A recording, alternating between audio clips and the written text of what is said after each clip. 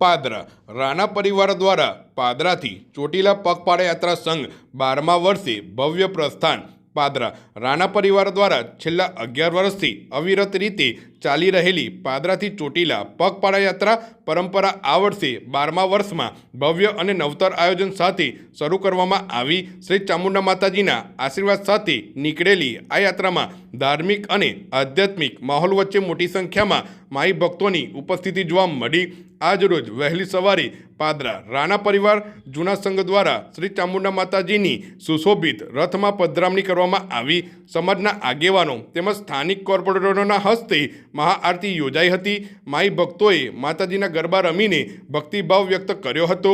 ત્યારબાદ ડીજે સાથે માતાજીની ભવ્ય શોભાયાત્રા પાદરા નગરના મુખ્ય માર્ગો પરથી પસાર થઈ। શોભાયાત્રા દરમિયાન નગરના વિવિધ વિસ્તારોમાં માઈ ભક્તો દ્વારા ઠેર ઠેર માતાજીની સ્વાગત આરતી કરવામાં આવી હતી, જેમાં ભક્તોએ વિશેષ ભાવિ ભક્તિ સાથે લાભ લીધો હતો। આ પગપાળા યાત્રા સંઘમાં મોટી સંખ્યામાં માઈ ભક્તો જોડાયા હતા। ઉલ્લેખનીય છે કે આ પગપાળા યાત્રા સંઘ દ્વારા તારીખ 21/12/2025ના રોજ ચોટીલા ખાતે શ્રી ચામુંડા માતાજીના મંદિરે ધ્વજારોહણ કરવામાં આવશે। સાથે જ નવગ્રહ મંદિર ખાતે નવચંડી યજ્ઞ તથા મહાપ્રસાદીનું પણ ભવ્ય આયોજન કરવામાં આવ્યું હોવાનું આયોજકો દ્વારા જણાવવામાં આવ્યું છે।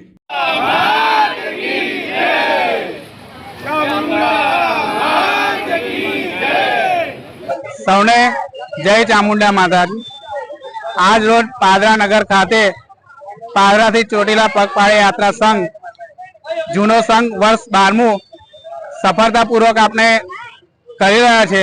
તો આજ રોજ સવારથી પાદરા નગરમાં મા ચામુંડાની ધ્વજારોહણનો જે પ્રોગ્રામ આપણે રાખેલો હતો એની શોભાયાત્રા પાદરા નગરમાં ફરી અને અંબાજી મંદિર ખાતે પૂર્ણાહુતિ થઈ છે। અને પગપાળા યાત્રા સંઘમાં જે માય ભક્તો જોડાયેલા હતા એ માય ભક્તોએ અત્યારે પગપાળા યાત્રા સંઘની શરૂઆત કરી દીધી છે।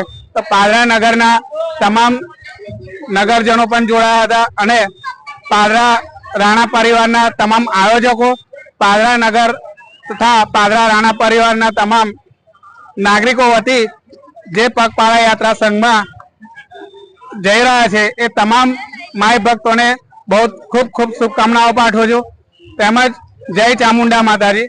અને તારીખ 21/12/2025ના રોજ ચોટીલાની અંદર ધજાનો કાર્યક્રમ રાખેલ છે તથા મને કહેતા બહુ જ આનંદ થાય છે કે ડુંગરાવાળી માતાની સાથે સાથે ઉમરાવાળી માતાના પણ આપણે ત્યાં ભવ્ય નવચંડીનું આયોજન પણ કરવામાં આવેલ છે વિનામૂલ્યે, કોઈ એનો ચાર્જ લેવામાં નથી આવ્યો। તો આપના માધ્યમથી પાદરા સહિત તમામ આજુબાજુના ગામોના લોકોને હું જોડાવા અપીલ કરું છું। માતાજીની પૂજા કરવા માટે જે લોકોને બેસવાની ઈચ્છા હોય તે પણ હજુ નામ નોંધાવી શકે છે, કોઈ એનો ચાર્જ નથી રાખવામાં આવ્યો।